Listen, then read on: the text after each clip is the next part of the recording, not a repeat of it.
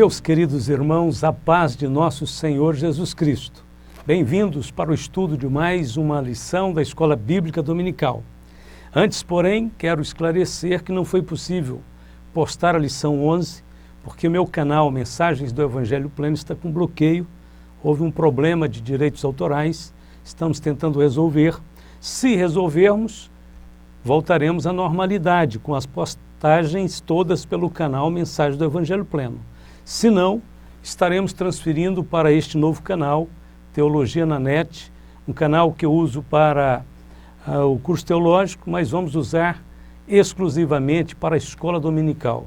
Portanto, todos são bem-vindos. Peço a você que se inscreva neste novo canal para participar de todas as postagens da escola dominical.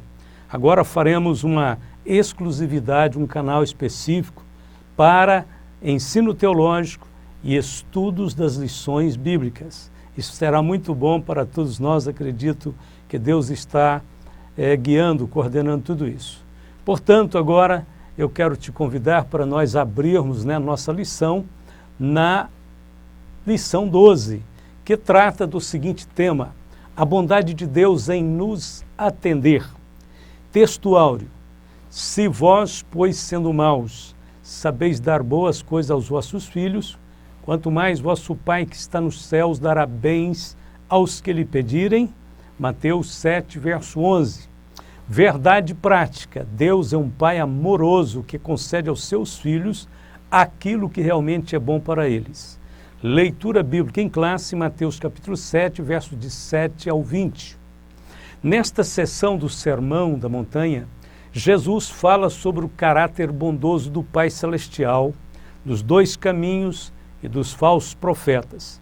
Você reconhece a bondade de Deus em sua vida? Você tem procurado andar pelo caminho estreito da vontade de Deus? Você tem se mantido fora dos círculos religiosos contaminados pelos falsos profetas? Essas três perguntas poderão ser usadas pelo professor para dar início à aula desta semana. Vamos, portanto, ao nosso estudo.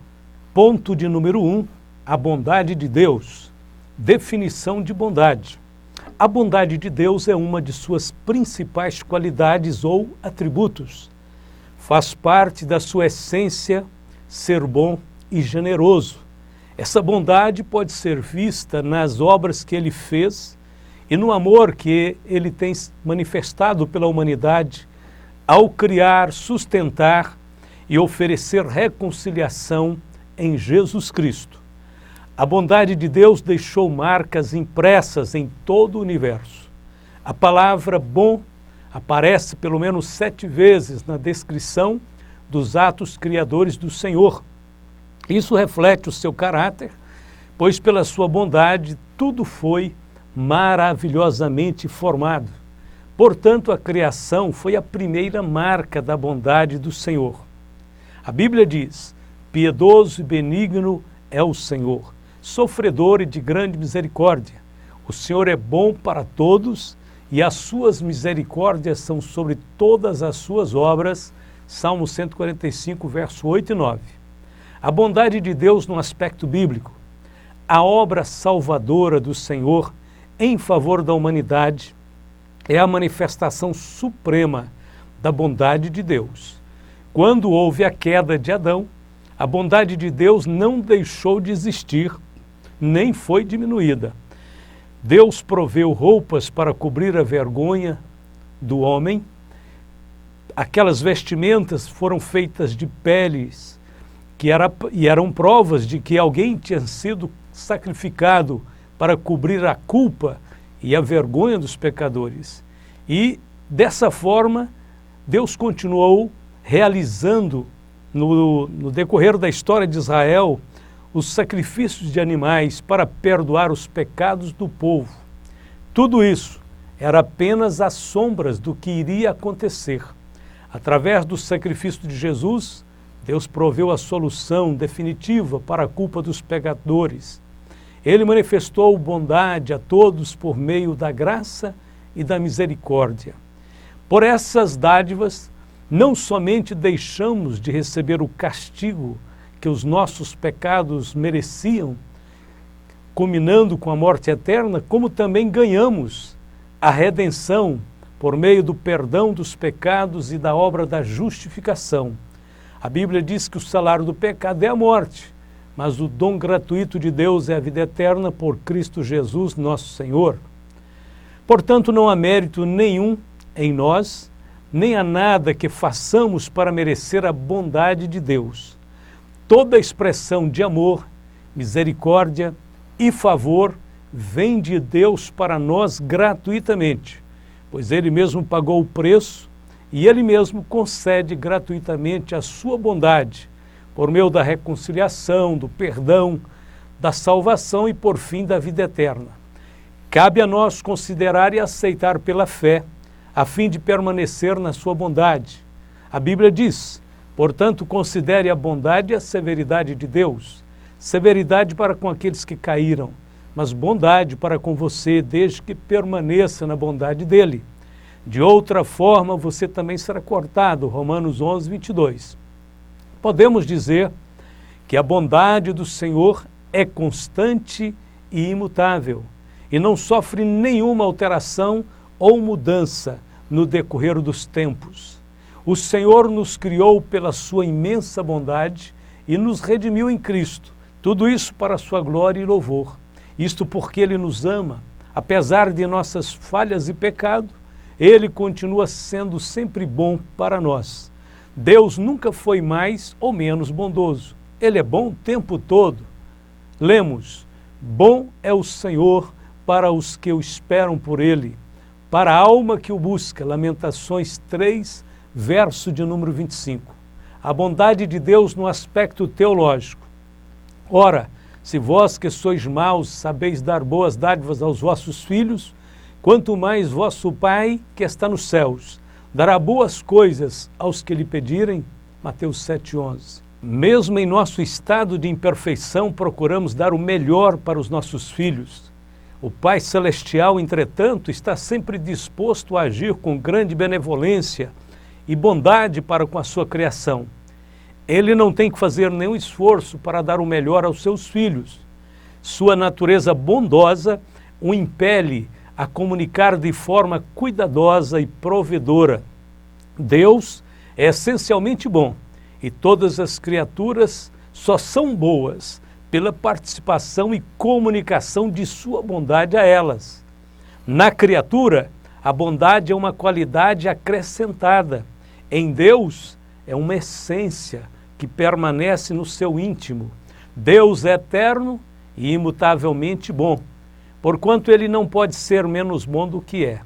Como não se pode fazer nenhum acréscimo a Ele, assim também não se lhe pode fazer nenhuma subtração. Deus é a própria bondade. Tudo que provém de Deus, seus decretos, criação, leis e providência, só pode ser bom. Como está escrito, viu Deus tudo quanto fizera, e eis que era muito bom. Gênesis 1:31. Vê-se a bondade de Deus, primeiramente na criação. Quanto mais de perto se estuda a criatura, mais visível se torna a benignidade de seu Criador. A começar pela mais elevada criatura da terra, que foi o homem. Temos abundantes motivos para dizer como salmista, graças te dou, visto que, por modo assombrosamente maravilhoso, me formaste. As tuas obras são admiráveis, e a minha alma o sabe muito bem. Salmo 139, verso 14. Tudo acerca da estrutura dos nossos corpos atesta a bondade daquele que nos criou. Nossas mãos, nossos pés, nossos olhos, enfim, tudo foi criado de forma assimétrica e perfeita. Que bondade do Senhor determinar o nosso sono para restaurar o corpo cansado. Que sabedoria e bondade em sua provisão de dar aos nossos olhos os cílios, as sobrancelhas para protegê-los. E assim poderíamos prosseguir indefinidamente, analisando cada detalhe. É importante então saber que a bondade de Deus não se limita ao homem, é exercida em favor de todas as suas criaturas. Como lemos, em ti esperam os olhos de todos, e tu a seu tempo lhes dás o alimento. Abres as mãos e satisfazes de benevolência a todo vivente. Salmo 145, 15 e 16. Poderemos escrever volumes inteiros para discorrer sobre este fato. Sejam as aves dos céus, os animais do campo, os peixes do mar, tudo fez Deus em abundância para suprir todas as nossas necessidades. Deus dá alimento a toda a carne porque a sua misericórdia dura para sempre. Salmo 136, 25. Verdadeiramente a terra está cheia da bondade do Senhor. Salmo 33, verso 5. A bondade de Deus foi mais ilustramente visível quando ele enviou seu filho, nascido de mulher, nascido sob a lei, para redimir, para resgatar os que estavam sob a lei, a fim de que recebêssemos a adoção de filhos. Foi aí então que uma multidão dos exércitos celestiais louvou o seu Criador e disse: glória a Deus nas maiores alturas e paz na terra entre os homens, a quem ele quer bem. Lucas 2,14. No Evangelho, a graça de Deus se manifestou salvadora a todos os homens. Tito 2,11. Não se pode pôr em dúvida, então, a bondade de Deus. A gratidão é o justo retorno exigido por Deus aos seus filhos. Agradeçamos sempre ao Senhor pela sua infinita bondade.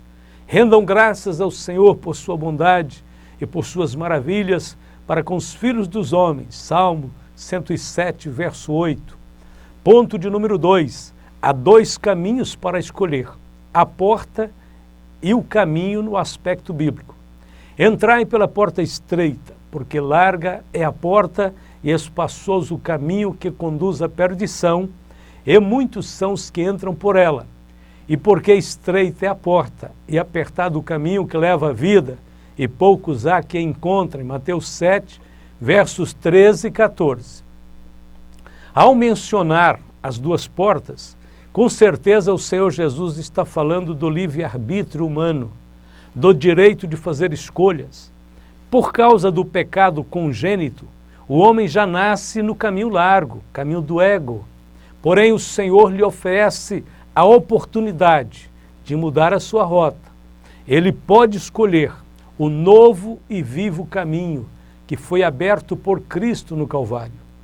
Num certo sentido, a porta larga diz respeito ao nosso vínculo com Adão, e a porta estreita diz respeito ao nosso vínculo com Cristo.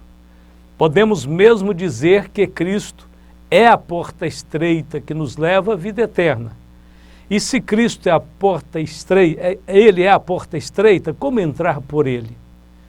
Nascendo de novo, da semente incorruptível, que é a palavra de Deus. Jesus disse que o que dá vida ao homem é o que as suas palavras são, espírito e vida. E por isso mesmo ele é chamado de último Adão, aquele que vivifica os mortos. Ao falar com Nicodemos, Jesus alertou que era necessário nascer de novo, nascer da água e do Espírito. Portanto, é através do novo nascimento que o homem entra pela porta estreita, que é Cristo. Na verdade, o homem não escolhe entre dois caminhos, porque ao nascer, ele já se encontra no caminho largo, que o conduzirá à perdição. Então, ele precisa decidir se vai entrar pela porta estreita. O Salmo de número 1 apresenta os dois caminhos, dizendo: porque o Senhor conhece o caminho dos justos, porém o caminho dos ímpios perecerá. Salmo 1, verso 6. O salmista também falou sobre a porta do Senhor, que serviria para dar passagem aos justos. Está escrito: abri-me as portas da justiça, entrarei por elas e louvarei ao Senhor. Esta é a porta do Senhor, pela qual os justos entrarão. Salmo 118, verso 19 e 20. Durante seu ministério terreno, o Senhor Jesus realçou muito sobre a importância de escolher a porta e o caminho certo, adequado. Ele mesmo declarou ser a porta das ovelhas, conforme lemos. Tornou, pois, Jesus a dizer-lhes: em verdade vos digo que eu sou a porta das ovelhas, João 10, verso 7. E ainda, eu sou a porta. Se alguém entrar por mim, salvar-se-á, e entrará, e sairá e achará pastagens, João 10, verso 9. O homem natural não leva em consideração a importância das duas portas e dos dois caminhos. Por isso, alerta o pregador. Há um caminho que ao homem parece direito, mas o fim dele são os caminhos da morte. Provérbios 14, 12. O que as duas portas e os dois caminhos ilustram para nós? Lemos: disse-lhe um: Senhor, são poucos os que se salvam? E ele lhe respondeu: porfiai por entrar pela porta estreita, porque eu vos digo que muitos procurarão entrar e não poderão. Lucas 13, 23, 24. Ainda que a salvação não dependa de nenhum mérito humano, sabemos por este texto que o homem deve escolher a Cristo e deve permanecer nele. O verbo porfiar, no grego, é agonizomai, e significa esforçar-se com zelo extremo, empenhar-se para obter algo. Isto combina perfeitamente com o ensino bíblico que diz que não somos salvos pelas obras, mas para as boas obras, porque somos feitura sua, criados em Cristo Jesus para as boas obras, as quais Deus preparou para que andássemos nelas, aos Efésios 2:10. A escolha entre os dois caminhos. E a este povo dirás: assim diz o Senhor, eis que ponho diante de vós o caminho da vida e o caminho da morte. Jeremias 21, verso 8. Só existem dois caminhos, não é possível viver na neutralidade. Jesus disse: quem não é comigo é contra mim, e quem comigo não ajunta, espalha. Mateus 12, 30. A maioria das pessoas deixam a grande decisão da vida para depois e acabam pecando por omissão. Como já dissemos, se o homem não escolher a Cristo, que é a porta estreita, continuará ligado ao primeiro Adão, que representa a porta larga. Se não escolher o caminho estreito, estará perdido por omissão. Muitos chegarão diante do trono de Deus dizendo: mas, Senhor, eu não fiz nada. Deus então lhes dirá abertamente: exatamente por isso você será condenado. Era necessário fazer uma decisão por Cristo. É como aquela história do homem que estava em cima do muro que separava o céu do inferno. Todos do lado do céu diziam: pule para o nosso lado. Ao mesmo tempo, as pessoas do lado do inferno não diziam coisa alguma. Intrigado, o homem perguntou: ei, vocês não vão me chamar para o lado de vocês? Eles responderam: não é necessário, basta que você permaneça em cima do muro, porque o muro pertence ao nosso chefe. Ponto de número 3. A mentira dos falsos profetas. Cuidado com as falsas aparências. O surgimento de falsos profetas é um sinal dos últimos dias. Todo pregador, pastor ou mestre que afirma falar em nome de Deus, sem contudo representar a Deus, ou mesmo pertencer a Ele, deve ser considerado como um falso profeta. Um falso profeta propaga ensinos antagônicos às Escrituras, tomando para si uma autoridade que não lhe pertence, afirmando ser aquilo que Deus diz que ele não é. Os falsos profetas são mencionados desde o Velho Testamento, como lemos: e disse-me o Senhor, os profetas profetizam falsamente em meu nome. Nunca os enviei, nem lhes dei ordem, nem lhes falei. Visão falsa e adivinhação e vaidade, e o engano do seu coração são o que eles vos profetizam. Jeremias 14, verso 14. E ainda, assim diz o Senhor dos Exércitos: não deis ouvidos às palavras dos profetas que entre vós profetizam. Ensinam-vos vaidades e falam da visão do seu coração e não da boca do Senhor. Jeremias 23, 16. O apóstolo Paulo também advertiu no Novo Testamento: porque eu sei isto, que depois da minha partida entrarão no meio de vós lobos cruéis que não perdoarão o rebanho, e que dentre vós mesmos se levantarão homens que falarão coisas perversas, para atraírem os discípulos após si. Atos capítulo 20, versos 29 e 30. O surgimento dos falsos profetas em nossos dias faz parte de uma estratégia satânica para confundir os crentes quanto ao momento e a forma como se dará o arrebatamento. Satanás sempre foi o grande impostor. Ele tem um falso evangelho que é pregado por falsos ministros e que produz falsos cristãos. Como detectar os falsos profetas? 14 vezes nos evangelhos, Jesus advertiu os discípulos a se precaverem contra os líderes enganadores. Noutros lugares, o crente é exortado a pôr à prova aqueles que se dizem mestres, pregadores ou dirigentes de igrejas. Eis alguns testes para detectar os falsos profetas. Primeiro, teste o caráter da pessoa. Ela tem uma vida de oração perseverante e manifesta uma devoção sincera e pura diante de Deus? A pessoa manifesta o fruto do Espírito, ama os pecadores, detesta o mal, ama a justiça, fala contra o pecado? Este é um teste que devemos fazer. Segundo, teste os motivos da pessoa. O líder cristão verdadeiro sempre procura fazer 4 coisas. Primeiro, honrar a Cristo. Segundo, conduzir a igreja à santificação. Terceiro, pregar aos perdidos. E quarto, defender o evangelho de Cristo. Esses são os verdadeiros. O outro teste que podemos aplicar é o teste quanto ao ensino que a pessoa traz. O Senhor Jesus Cristo tem centralidade na pregação deste pregador, daquela pessoa que está se apresentando. Ele prega sobre o arrependimento do pecado e a conversão a Deus de forma piedosa.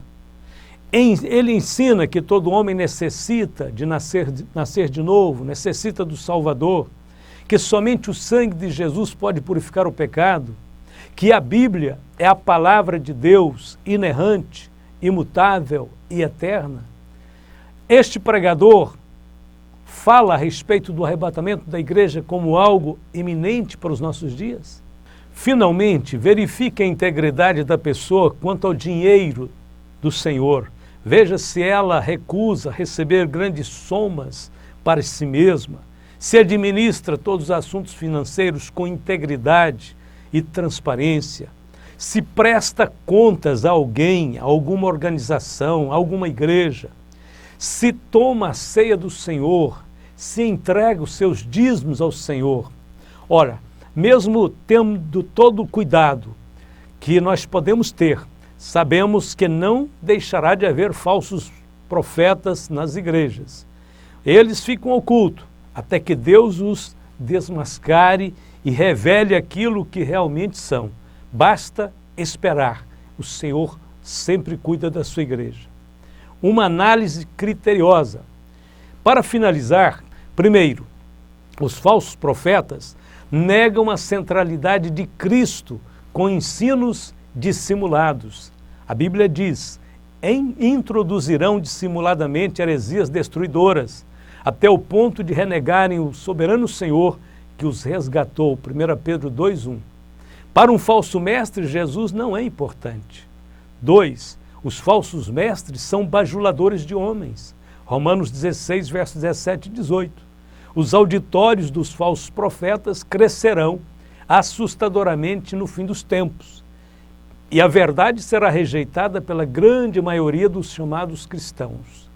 Terceiro, os falsos profetas podem até realizar falsos sinais e prodígios, com o objetivo de afastar o povo da verdade de Deus. Nós lemos: quando profeta ou sonhador de sonhos se levantaram no meio de ti, e te deram um sinal ou prodígio, e suceder que tal sinal ou prodígio de que te houver falado, dizendo: vamos após outros deuses que não conhecestes e sirvamo-los, não ouvirás as palavras daquele profeta ou sonhador de sonhos, porquanto o Senhor vosso Deus vos prova para saber se amais o Senhor vosso Deus com todo o vosso coração e com toda a vossa alma. Deuteronômio 13, de 1 ao 3. Sinais e prodígios não comprovam a verdade. Qualquer ensino que leva as pessoas a práticas não bíblicas deve ser rejeitado. Quarto, os falsos profetas são visivelmente gananciosos. Está escrito: estes mestres em sua ganância dirão qualquer coisa para se apossarem do dinheiro de vocês. Mas Deus já os condenou há muito tempo e a destruição deles está a caminho. 2 Pedro capítulo 2, verso 3. O tema preferido dos falsos profetas é a prosperidade, mas sempre visando lucros pessoais para si mesmos. 5. Os falsos profetas vão além da palavra de Deus, trazendo novas revelações. A Bíblia diz: porém o profeta que presumir soberbamente de falar alguma palavra em meu nome, que eu lhe não tenha mandado falar, ou que falar em nome de outros deuses, o tal profeta morrerá. Deuteronômio 18, verso 20. Uma prática bastante comum nos dias de hoje é a adulteração da palavra de Deus. Essa adulteração pode ser verbal ou escrita. A adulteração verbal geralmente ocorre quando o pregador, presunçosamente, começa a dizer que Deus está falando através dele, quando de fato não está. 6. Os falsos profetas promovem a imoralidade na igreja. Conforme lemos, porque se introduziram alguns que já antes estavam escritos para este mesmo juízo, homens ímpios que convertem em dissolução a graça de Deus e negam a Deus, único dominador e Senhor nosso Jesus Cristo. Judas, capítulo 1, verso 4. A palavra dissolução é o mesmo que libertinagem, que significa falta de restrição moral. Uma pessoa que não é dominada pela palavra de Deus é muitas vezes dominada por suas próprias paixões. Não há poucos falsos profetas que se infiltram nas igrejas com seu carisma apenas para se mostrarem aproveitadores do rebanho. Assim, concluindo esta lição, nós podemos dizer que Jesus, neste ponto do Evangelho de Mateus, está prestes a concluir o seu sermão. Pode-se notar que a partir do verso 13 até o final do capítulo, ele desafia os seus ouvintes a tomarem uma decisão. Fica claro que as decisões na vida são livres, mas os resultados são compulsórios. Portanto, convém nos atentar com mais diligência para as coisas que já temos ouvido, para que em tempo algum nos desviemos dela. Aos Hebreus capítulo 2, verso 1. Que Deus nos abençoe, Deus esteja conosco, que possamos ter boas aulas, levando para as nossas classes, para os nossos alunos, a genuína palavra do Senhor, sem mistura e sem erro. Deus abençoe a todos, vamos orar agradecendo a Deus. Querido Pai Celestial, te louvamos, Senhor, pela Tua presença, pelo Teu amor, pelo Teu carinho para com todos nós. Hoje estamos estudando sobre a Tua bondade, expressa nas palavras do Senhor Jesus Cristo, que o Senhor tem sempre o melhor para nós. Te louvamos por isso, pedindo ao Senhor que nos guie no Teu bom caminho, nos livre, Senhor, de todos os falsos profetas que se levantem nesses últimos dias, que estejamos, Senhor, usados em Tuas mãos para dar à igreja o puro alimento, a palavra pura, sem mistura, para que por ela os Teus filhos possam crescer grandemente na Tua presença. Abençoe a todos, abençoe nossos pastores, nossos irmãos professores, nossos alunos, toda a igreja do Senhor em toda parte. Oramos em nome de Jesus, te agradecendo hoje e sempre. Amém e amém.